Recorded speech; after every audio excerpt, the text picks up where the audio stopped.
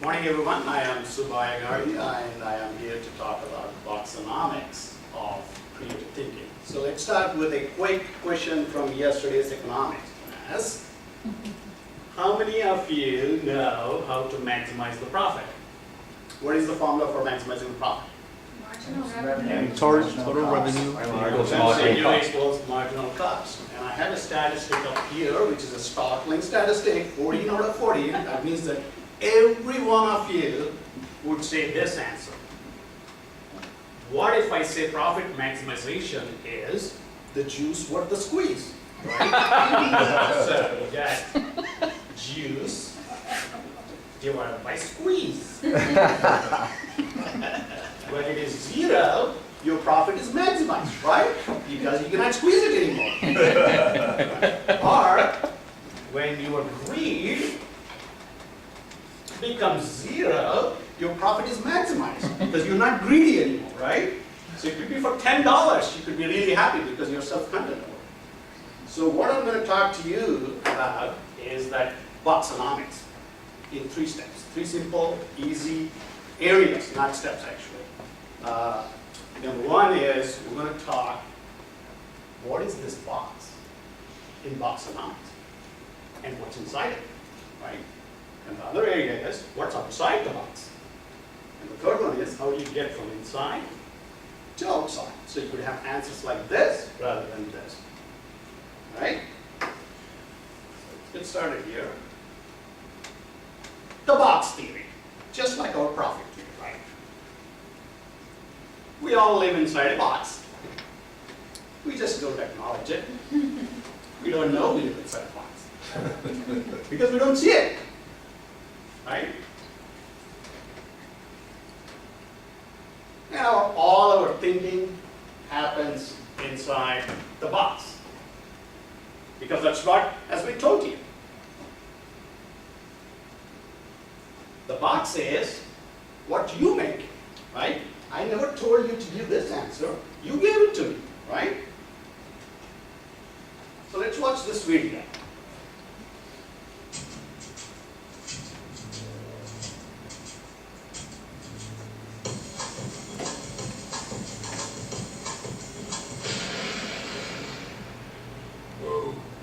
Good.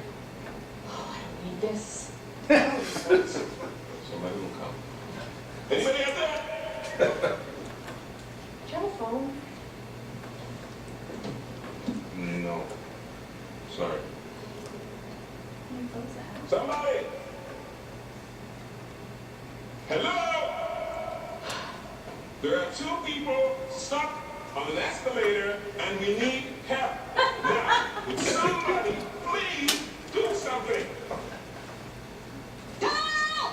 I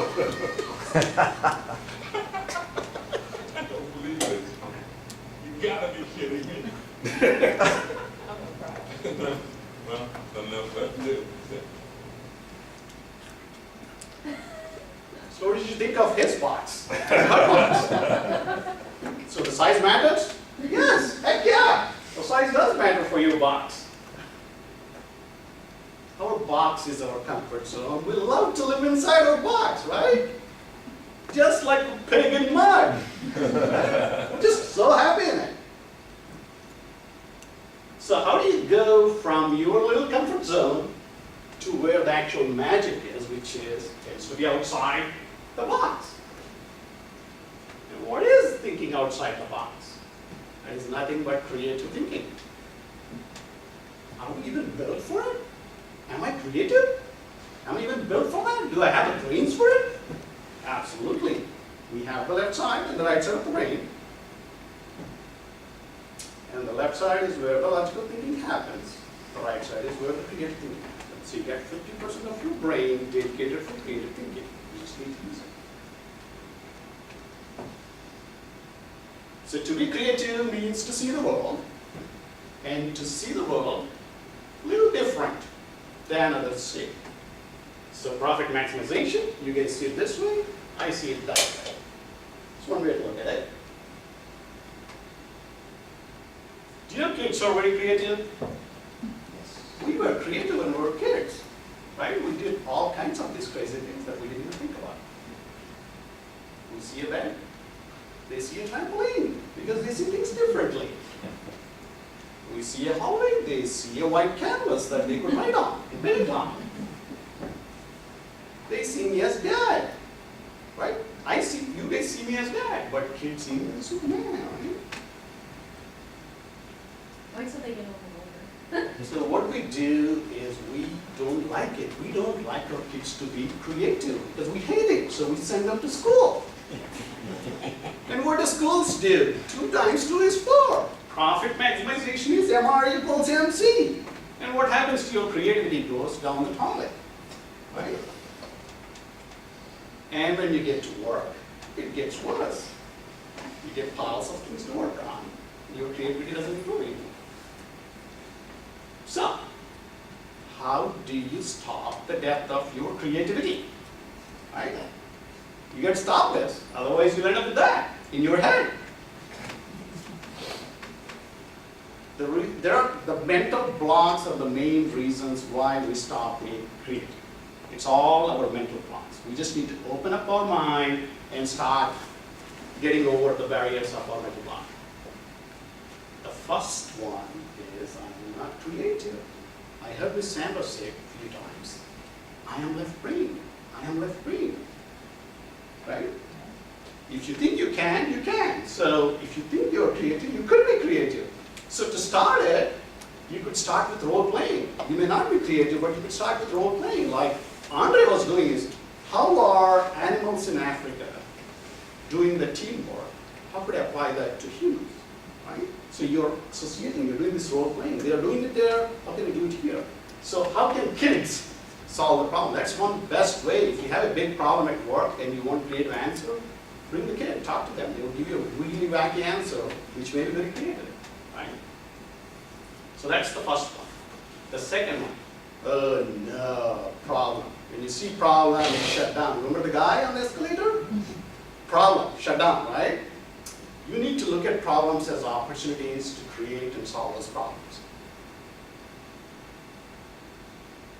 You think there's only one right answer.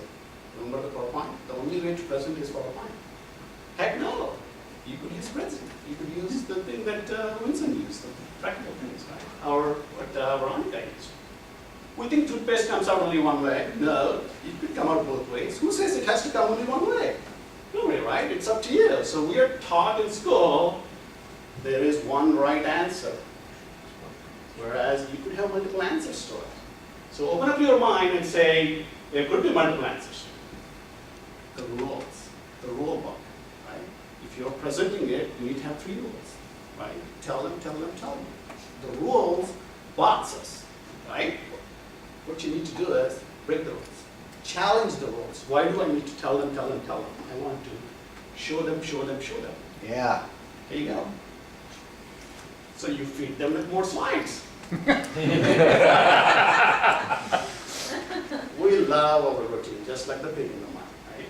We just absolutely love our I love the bottom one. We wake up in the morning, watch the internet, eat our cookies, and get it done. Routines kill our creativity. Remember the guy on the escalator again? Who's going up, this is his routine job. He gets to work using the escalator. Never stop to think that he could use his legs to get off the escalator. So routines kill the basic common sense and then creativity. It just won't work. That is one of the things we as bosses do in our companies. If somebody comes up with a creative idea, say, screw that, that won't never work, never work. Let's take a look at that. Take a look at that video. That shows you what not to do. Instead of DJs, we call them VJs. Yeah. So what do you think? Music on TV. Yes, music, a whole TV channel. How about a food channel? You have that in your pocket? Hey, I got one. How about a weather channel? It's raining. That was a missed opportunity. Don't miss this one. Higher yields. So what did you learn from that? You just need to be open-minded. When somebody comes up with creative ideas, just open yourself up and listen to them. Don't kill their creativity, you kill yours, but don't kill theirs, right? The last one is the fear of failure, fear of unknown, fear of change. You don't want to do all this because it's new, it's not something that you have never explored, right? You could not have told this to Dr. Cordelli, right? It's the juice and the squeeze, right? So you need to accept that.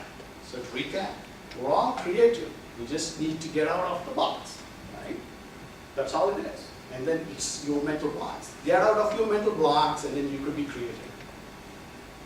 Any questions? Good job.